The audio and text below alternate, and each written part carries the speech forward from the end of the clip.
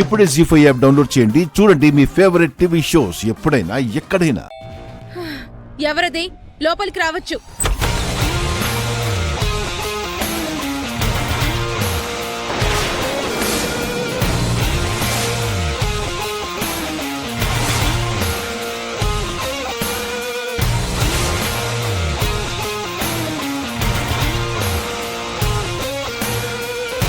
కుమిలి కుమిలి ఏడుస్తున్నానా లేదా అని చూడ్డానికొచ్చావా?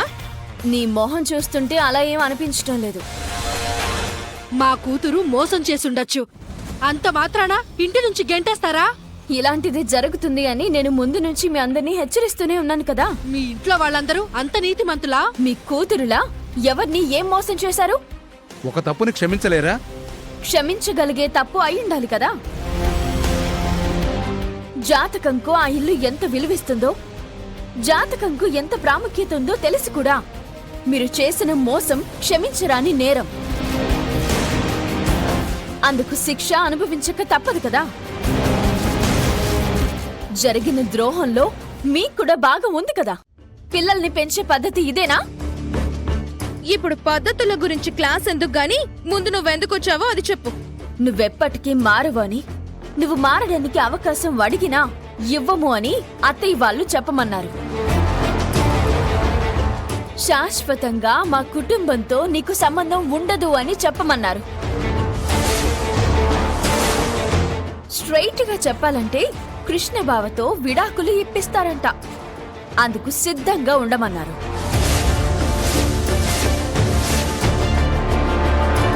రెండో కోడలు అనే హోదా నుంచి నిన్ను తప్పించాలని అనుకుంటున్నారు.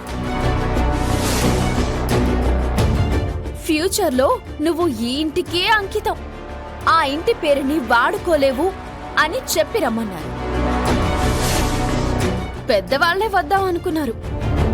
బుద్ధి లేని మనుషులతో మాట్లాడడం అనవసరమని నన్ను పంపించారు.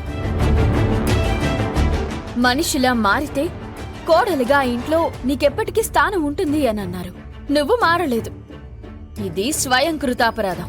ఏంటి, విడాకుల దాకా వెళ్ళిపోతారా? ఏ తమాషాగా ఉందా? ఏమండి, ఏదైతే అదయింది. వేదవతి ఇంటికెళ్దాం పదండి. ఆగు గౌతమి, మీరు అనవసరంగా ఆవేశపడకండి. అవని, నీతో పర్సనల్ గా మాట్లాడాలి, నాతో వస్తావా? ఏం మాట్లాడాలి? బ్రతిమిలాడేది, మాయ మాటలు చెప్పేది నువ్వేం చేసినా ప్రయోజనం లేదు. అబ్బే, అలాంటివేం కాదులే. నువ్వు చెప్పిందంతా నేను విన్నాను. నేను చెప్పింది కూడా నువ్వు వినాలి కదా. పద రా.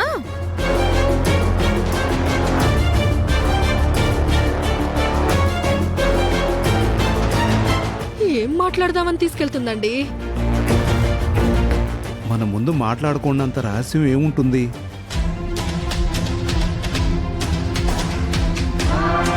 ఏదో మాట్లాడాలన్నావు కదా, చెప్పు. నన్ను బెదిరించడానికి వచ్చావా అవని? నేను తలుచుకుంటే ఏం చేయగలను తెలుసా? ఏం చేస్తావు? నేను చెప్పబోయేది జాగ్రత్తగా విను.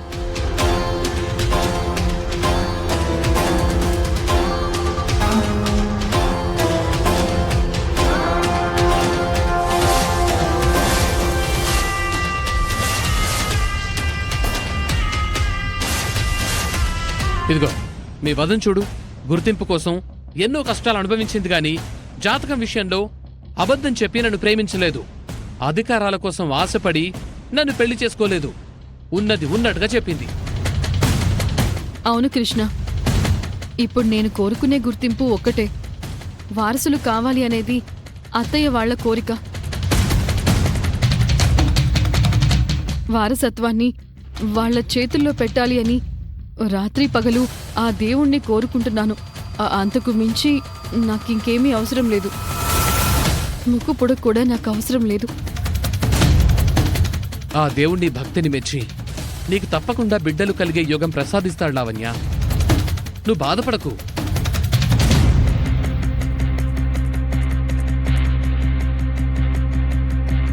అవని ఇంకా రాలేదు. ఒకసారి ఫోన్ చేయనా నాన్న? మరో 10 నిమిషాలు చూద్దాం రా.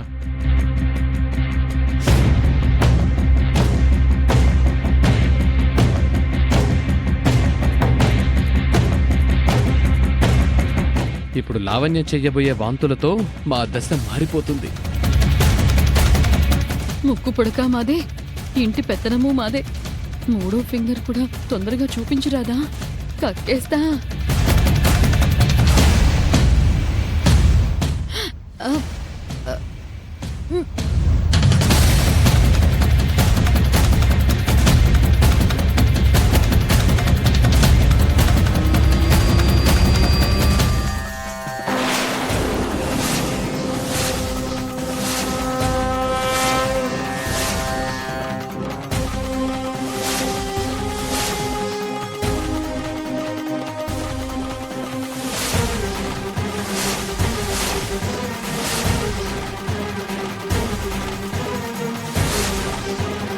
బంగారం ఆగరా! విడాకుల విషయం మీతో మాట్లాడి రమ్మని అవనిని పంపించాను. అవని మీ ఇంటికి రాలేదా? నువ్వు మళ్ళీ మా ఇంటికి ఎందుకొచ్చావు?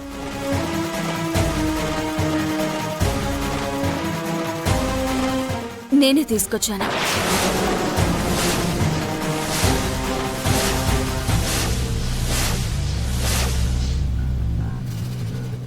వాంతులు కాదు, జరుగుతున్నది చూస్తుంటే పేగులు బయటకొచ్చేంత వికారంగా ఉంది. ఛే! నువ్వు తీసుకొచ్చావా? అవును. నీకు మేము ఏం పని చెప్పాం? నువ్వేం చేసుకునొచ్చావు? మతిపోయిందా నీకు? ఈ దుష్టగ్రహాన్ని మళ్ళీ ఇంటికెందుకు తీసుకొచ్చావు? నిహారిక ట్రాప్లో పడిపోవద్దని మరీ మరీ చెప్పి పంపించాం కదమ్మా. అయినా సరే ఎందుకిలా చేశావు? నువ్వింక జన్మకి మారవా? నీ బుద్ధి మారదా? ఇంత మంచితనం పనికిరాదని ఎన్నిసార్లు చెప్పాను? ఎందుకు తీసుకొచ్చావు? ఎందుకు? నీ కాళ్ళు పట్టుకొని బ్రతిమిలాడిందా? లేదంటే నిన్ను గాని నన్ను గాని ఏదైనా చేస్తానని బెదిరించిందా? నిహారిక ఏం చేసినా ఇంట్లోకి రావడానికి వీల్లేదు. రేయ్, అవని తీసుకొచ్చిందంటే ఏదో కారణం ఉండే ఉంటుంది. కారణం లేదు, కాకరకాయ లేదు. జాతకంతో ఇంటిల్లిపాదని మోసం చేసిన ఈ నిహారిక తిరిగి మన ఇంట్లోకి అడుగు పెట్టడానికి నేనైతే ఒప్పుకోను. నేను కూడా ఒప్పుకోను. ఎందుకు తీసుకొచ్చావో చెప్పవని. ఆ గౌతమి నిన్నేమైనా అందా? ఆ శేఖర్ ఏమన్నా అన్నాడా? డైవర్స్ అనగానే వాళ్ళు కూడా లీగల్గా ఏమైనా ప్రొసీడ్ అవుదాం అనుకుంటున్నారా? మనం భయపడాల్సిన అవసరం లేదమ్మా. టోటల్ ఫ్యామిలీ మీద చీటింగ్ కేసు పెట్టి లోపలేయచ్చు. ఎందుకు తీసుకొచ్చావో చెప్పవని.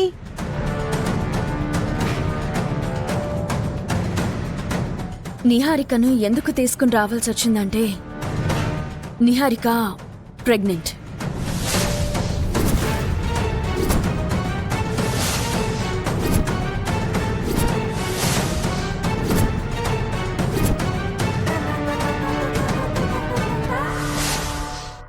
జీ5 యాప్ డౌన్లోడ్ చేసి అన్ని ఎపిసోడ్స్ పూర్తి ఉచితంగా చూడండి.